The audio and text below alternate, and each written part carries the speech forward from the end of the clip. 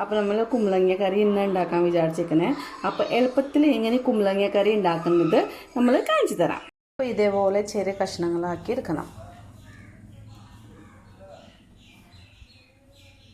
ഞാൻ കുമ്പളങ്ങ കറിക്ക് കുറച്ച് പരിപ്പ് എടുക്കുന്നുണ്ട്. നിങ്ങൾക്ക് വേണമെങ്കിൽ പരിപ്പില്ലാണ്ട് കുമ്പളങ്ങ കറി മാത്രം കുമ്പളങ്ങ ഇട്ടിട്ട് മാത്രം ഉണ്ടാക്കാൻ പറ്റുമെങ്കിൽ നിങ്ങളത് ചെയ്യാം. ഞാൻ കുറച്ച് പരിപ്പ് ഇടുന്നുണ്ട്, എനിക്കതാണ് ഇഷ്ടം.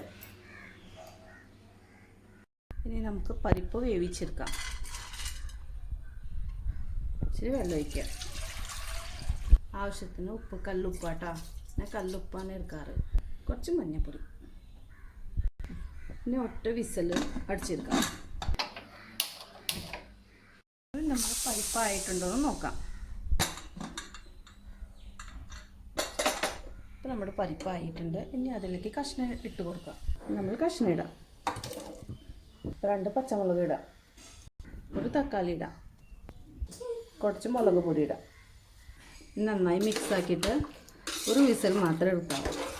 ഒരു വിസൽ എടുത്ത് കഴിഞ്ഞാൽ ഓഫാക്കാം. ഇനി നമുക്ക് മസാല റെഡിയാക്കാം. അതിന് വേണ്ടി നമുക്ക് തേങ്ങ, ഒരു അരമുറി തേങ്ങ എടുക്കണം, 3 ചുവന്നുള്ളി, പിന്നെ 2 വെളുത്തുള്ളി ഇടുന്നുണ്ട് കേട്ടോ, ചെറിയ ജീരകം, ഇച്ചിരി മഞ്ഞൾപ്പൊടി ഇടാം, കുറച്ച് വെള്ളം, നന്നായി അടിച്ചെടുക്കാം. നമ്മുടെ മസാല റെഡി ആയിട്ടുണ്ട്. ഇതായിട്ടുണ്ടോ എന്ന് നോക്കട്ടെ.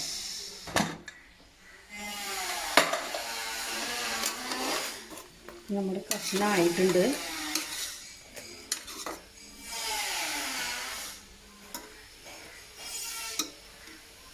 നമുക്ക് മസാല ആഡ് ചെയ്യാം. ഇനി മിക്സിയുടെ ജാറിൽ കുറച്ച് വെള്ളം ഒഴിച്ചിട്ട് മിക്സ് ആക്കിയിട്ട് ഇതിലേക്ക് ഇടാം. നമ്മൾ ഇളക്കി കൊടുക്കണം.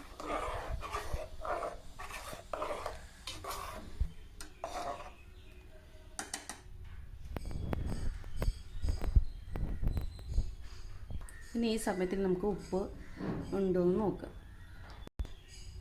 നമ്മുടെ കുറച്ച് ഉപ്പ് കുറവുണ്ട്, അപ്പോൾ ഞാൻ ഉപ്പിട്ട് കൊടുക്കുന്നുണ്ട്.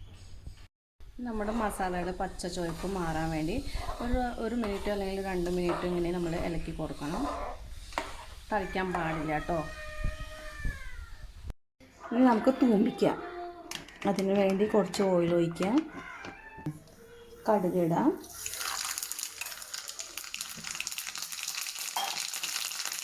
ഒരു 2-3 ചുവന്നുള്ളി ഇടാം,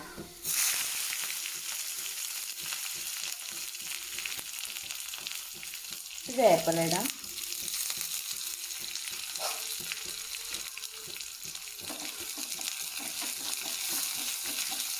ഇനി നമുക്ക് കറിയിലേക്ക് ഇട്ട് കൊടുക്കാം.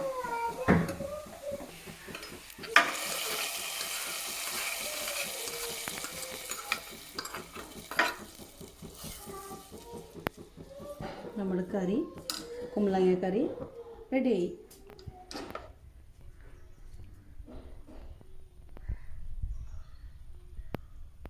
നമ്മുടെ സ്വാദിഷ്ടമായ കുമ്പളങ്ങ കറി റെഡിയായി. ഇഷ്ടമായി കഴിഞ്ഞാൽ ലൈക്ക് ചെയ്യുക, സബ്സ്ക്രൈബ് ചെയ്യുക. നിങ്ങളുടെ അഭിപ്രായങ്ങൾ എനിക്ക് അറിയിക്കണം. ഓക്കെ, അപ്പോൾ ഇനി വേറെ റെസിപ്പി ആയിട്ട് ഞാൻ വീണ്ടും വരും. അപ്പോൾ ഓക്കെ, ബൈ.